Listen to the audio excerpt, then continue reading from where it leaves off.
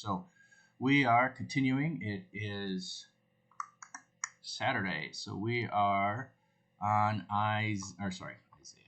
We're on Psalm 9 through 11. So let's jump over there and get our psalm for the day. And one of the things that we have been noticing is the instructions to the music director. So for the director of music, to the tune of the death of the Son, a Psalm of David. So I don't know what that tune is.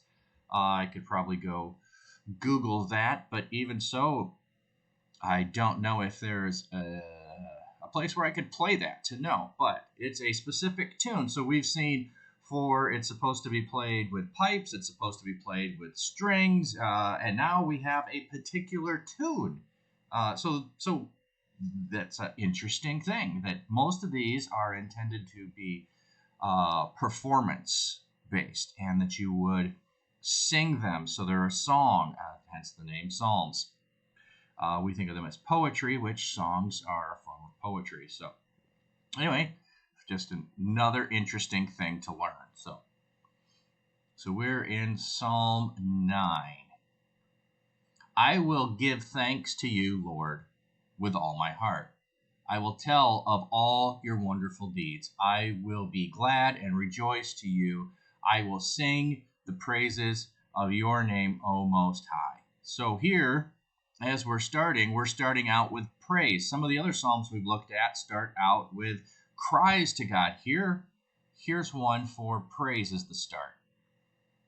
My enemies turn back, they stumble and perish before you, for you have upheld my right and my cause, sitting enthroned as the righteous judge. You have rebuked the nations and destroyed the wicked. You have blotted out their name forever and ever. Endless ruin has overtaken my enemies. You have uprooted their cities. Even the memory of them has perished. So in some of the others we looked at, there's a cry that there's injustice going on, and save me from my enemies. Here, after it's happened, there's another psalm written to declare that it's taken place. And look at this, even so far as to say, you've uprooted their cities, and even their memory has perished. I just think if you get a generation or so away from people, you start to forget their names unless there's a point to remember them. So the Lord reigns forever. He has established his throne for judgment. He rules the world in righteousness and judges the people with equity. The Lord is a refuge for the oppressed, a stronghold in times of trouble. Those who know your name trust in you, for you, Lord, have never forsaken those who seek you. So, again, here's the plus side of what some of the other psalms we've looked at have been the cries for help. Here is the confidence on the other side. Sing the praises of the Lord enthroned in Zion. Proclaim among the nations what he has done. For he who avenges blood remembers. He does not ignore the cries of the afflicted. I was just pointing that out. Now he's declaring that, when you're afflicted, you cry to God for help. He doesn't forget you. See, I'm on the other side. I can tell you of the confidence that you'll have and should have in him. Lord, see how my enemies persecute me. Have mercy and lift me up from the gates of death, that I may declare his praises in the gates of daughter Zion, and there rejoice in your salvation. Okay, so I'm not sure if this is meant to be collectively, but then throwing in, maybe there is more of a concern in here than he had at the beginning. The nations have fallen into the pit they have dug. Their feet are caught in the net they have hidden. That's an interesting image. They fall in the pit they've dug, and they're caught in the net they've hidden. If you ever watch some old TV shows, that's one of the things that commonly happens, is someone will set a trap, and then they end up falling in their own trap. If you ever watch Scooby-Doo, watch how often Shaggy and Scooby get caught in the trap that they set to catch the ghost. So just common thought there. The Lord is known by his acts of justice. The wicked are ensnared by the work of their hands. The wicked go down to the realms of the dead, all the nations that forgot God. But God will never forget the needy. The hope of the afflicted will never perish. Arise, Lord, do not let mortals triumph. Let the nations be judged in your presence. Strike them with terror, Lord. Let the nations know they are only mortal. So interesting that this one has to do with the nations, not a particular one. There's enemies in general that's mentioned, but mostly it's about the triumph of God and his upholding the poor, the needy, the afflicted. And it starts with, God, you did it for me. God, you can do it for everybody. So, pretty cool. That's a good one. Notice at our next one, let me see, which one are we at? At Psalm 10. So noticing one thing, that usually when you get to a chapter, it has the number and it doesn't have the first verse listed. Psalms are a little bit different, and we have no instructions here on Psalm 10 to tell us how to sing it, what to sing, what to play. No instructions whatsoever. So we'll jump into the next one. So, why, Lord, do you stand far off? Why do you hide yourself in times of trouble? So this one is counter to the one we just said. Here, it's the cry of desperation. It's the, I'm searching and trying to find you. You're far away, at least from my perspective, it seems like. And you're hidden. You're hiding. In his arrogance, the wicked man hunts down the weak, who are caught in the schemes he devises. So this is contrary to the one we just read, where it talked about the wicked and the evil are caught in their own schemes and own traps. And here it's saying the wicked man hunts down the weak that get caught in his schemes and devices. He boasts about the craving of his heart. He blesses the greedy and reviles the Lord. In his pride, the wicked man does not seek him. In all his thoughts, there's no room for God. All right, so if you read through or you followed us in Isaiah, there was a whole bunch of stuff talking about pride and arrogance and boasting, and that's what we're seeing in this psalm, as well as we saw the declaration over the kings that were doing the same thing in Isaiah there, including Babylon. His ways are always prosperous. Your laws are rejected by him. He sneers at all his enemy. He says to himself, nothing will ever shake me. He swears, no one will ever do me harm. Well, there's another place where it talks about pride comes before a fall. That's what it sounds like we're setting up here. His mouth is full of lies and threats. Trouble and evil are under his tongue. He lies in wait near the villages. From ambush, he murders the innocent. His eyes watch in secret for his victims. Like a lion is in cover, he lies in wait. He lies in wait to catch the helpless. He catches the helpless and drags them off in his net. His victims are crushed. They collapse. They fall under his strength. He says to himself, God will never notice. He covers his face and never sees. Okay, so what we have here, if you notice the end, so there's a whole bunch of description of what he's doing, but Lord, why do you stand far off? Why do you hide yourself in times of trouble? Here's the counter. This is what the arrogant and the prideful are declaring. And so the psalmist is asking the question, when this is what I see happening, the arrogance of the wicked and what they're doing, and they're boasting about this now I'm wondering, God, where are you? Are you hidden? That's what their claim is. So is this true? Now we shift. Arise, Lord. Lift up your hand, O God. Do not forget the helpless.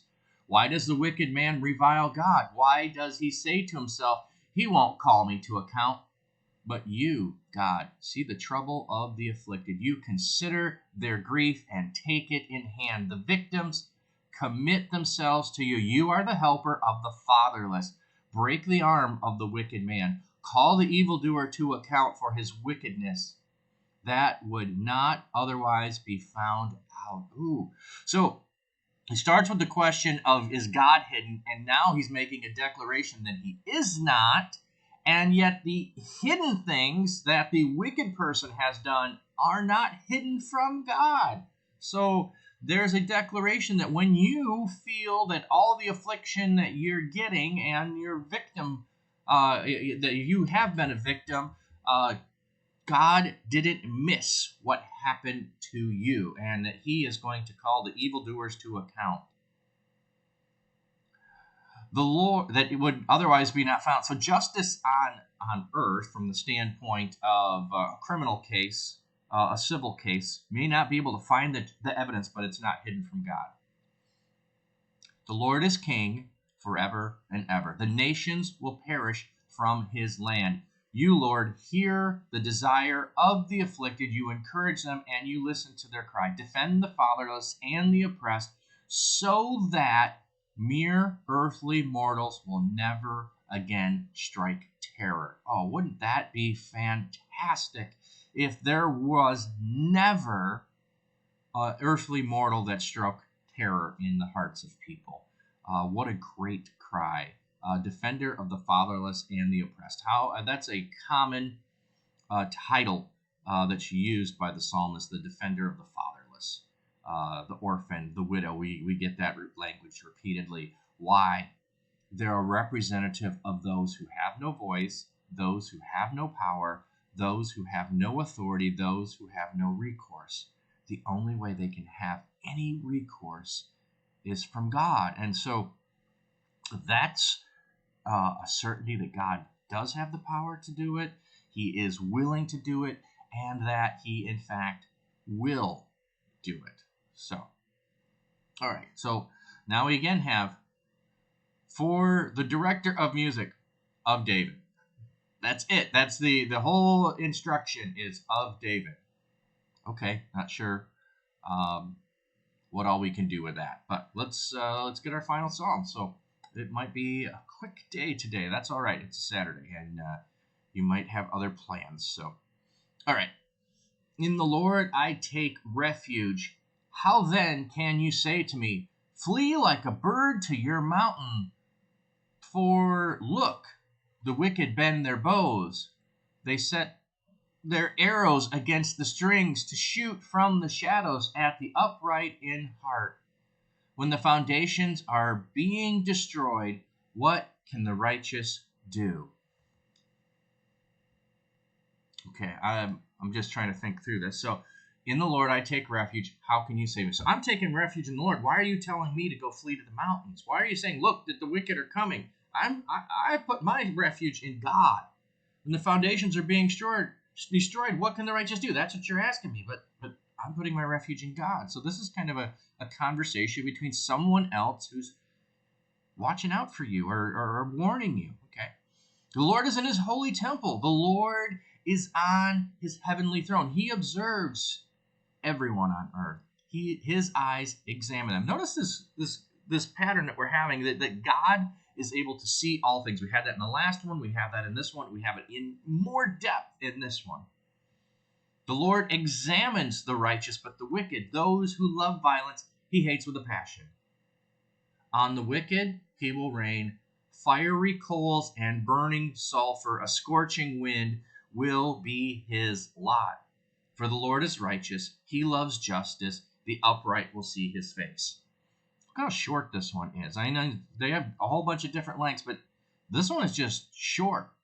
There is I'm getting advice that I need to flee. I'm taking refuge in God. And let me tell you about God. He's in his holy temple. He's on his throne. He observes everything. He sees everything. He examines the righteous, and he sees the wicked. He hates them. He hates those who love violence. And he's going to get vengeance on them. Vengeance is mine, declares the Lord. So I'm not worried about it. for the righteous Lord. He loves justice. The upright will see his face. If you're upright in this, you're going to see his face, which, all right, let's flip over to Job. We were reading that. This is partially the declaration of Job. I'm upright. I love justice. The wicked are going to get their comeuppance. Quit telling me I'm the one that did things wrong. No. God loves justice. I know him. I've done nothing wrong. I'll be vindicated by God. That's the declaration of Job. That's the declaration of the psalmist here. So, yeah, it's pretty good encouragement in the Psalms for today. Whether you're feeling oppressed or you're feeling that the world around is a depressing place and that seems out of control, there is assurance here of God hasn't missed anything. He's in control. He sees everything. And in the end, he's the one that's going to bring about justice and mercy. So, all right, there we have it for today. Short day. Thanks again for being here. And as has been the case, I'm not certain on if I will have Sundays on Sunday and on time. That's been a struggle for me, but if it works out, I'll be on and do that tomorrow. And if not, it'll be there on Monday. So thanks for being with today.